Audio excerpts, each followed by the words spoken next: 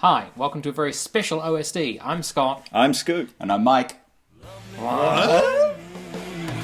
Destro and the Baroness, Destro and the Baroness, practicing the clarinet, Destro and the Baroness, practicing the clarinet, practicing the clarinet, practicing the clarinet. Okay, so two things. Firstly, we don't normally review Sideshow Collectible toys, so that's pretty exciting. And two, the second thing is we've got a special guest here. Special guest. My brother-in-law, Mike. Hey! He's here from Dubai, man! Yeah. Well, he's Kiwi, but he's coming over from Dubai for a little bit to talk about this toy with us, right? And for a special event, obviously, which was your wedding. Yeah, well, I just got married recently.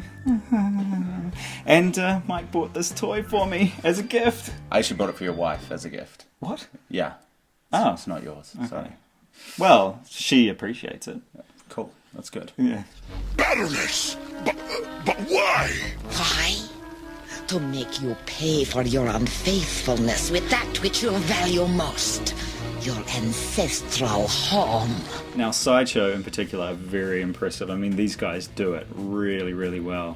We are looking at the Baroness. Yeah. She's a G.I. Joe figure. She's a bad guy. Cobra Agent. Cobra agent. So what do we know about the Baroness, first of all? Okay, so the Baroness first appeared in the very first issue of the G.I. Joe comic.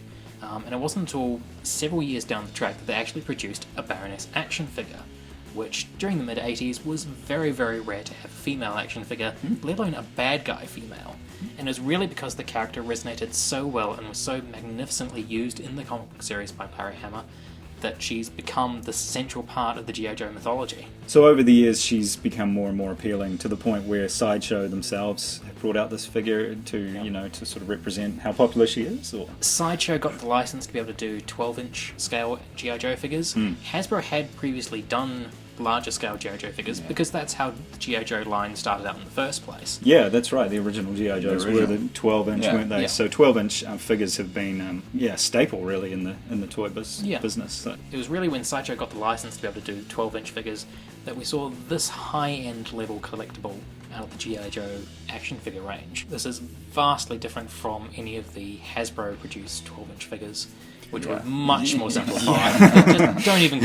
Very basic articulation and detail. Yeah, and I think, there's a big gap in the female, 12-inch action figure range. There hasn't been many, and they're very hard to find, and, you can have your Black Widow, and there's been a few others over the years. I think Cygirls was a range from BBI that had a few really cool retro-inspired Japanese-esque characters, but there aren't many. So yeah, she's a cool one to have for sure. Oh, I could get a real kick out of that. You take a look at just the details on, even just the armoured breastplate there, and it's quite spectacular. Just the little rivets that you can see in there, the belt buckles along the sides. Yeah.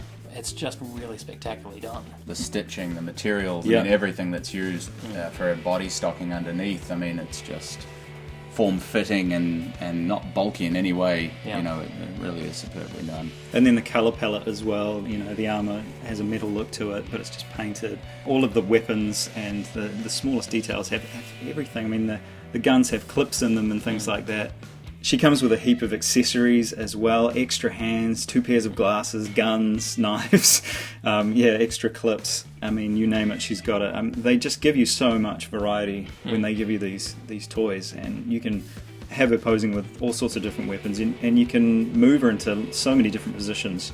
And they've done such a good job of capturing her attitude in her face, just in that simple expression that she has. Says everything about who she is.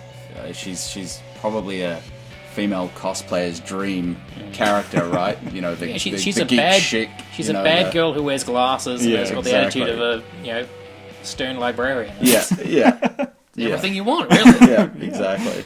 That playful little minx. Okie doke. So this is the box that it came in. Yes. It's really nice in that there's a lot of callbacks to the original G.I. Joe action figure packaging.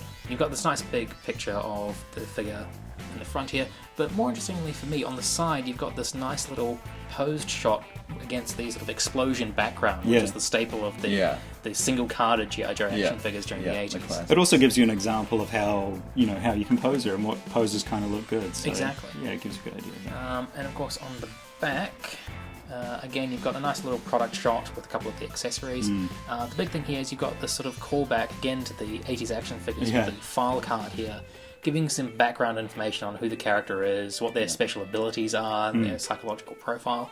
And you can also see a couple of little cross cells here for their Storm Shadow and Cobra Commander figures. Now, personally, I wouldn't cut this out. I would probably keep it because the box itself does actually open out. As we can see, great art inside. And there's some awesome art inside there. And when you've got her in the box, she stands up right there. So you can keep it in the box like that if you want to show it off like that. I mean, that is one of the nice ones that you can display it in the packaging perfectly well. Yeah. Nice shoes. So, Mike, where'd you get it from? That's a great question. Actually, in Dubai, we have one store called Comic Cave, which is just a fantastic store that has to be seen to be believed. It's got everything you could ever want. It's got all of the different brands, NECA, Sideshow, Hot Toys, everything is there, as well as, full set pieces from movies. I've got Iron Man's Hall of Armor, full size, things like this. It really is amazing. Really cool place. And if you guys want to spring for tickets so that we can come there and film... Next time, I'll drive. So there we go, Sideshow Collectibles Special Edition of OSD with a special chum of ours, my brother-in-law Mike. Thanks for having me, guys. It's been a Thanks for pleasure. coming. Obviously Come back again. checking out your reviews. Well, I had to buy my way in this time. Hopefully next time I can...